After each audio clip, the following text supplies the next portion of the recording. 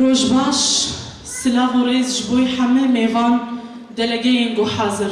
صباح الخير لجميع الرفيقات الموجودات ضمن الكونفرنس التاسع لمؤتمر ستار.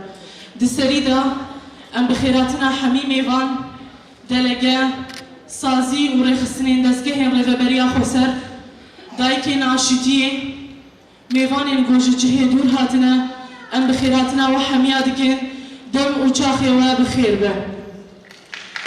دسريدا بدروشميا برحي جيانا وزينبان امي دسكفتين شورشا جن ببارزن وبسر بكفن ام دس بكونفرنس خوينها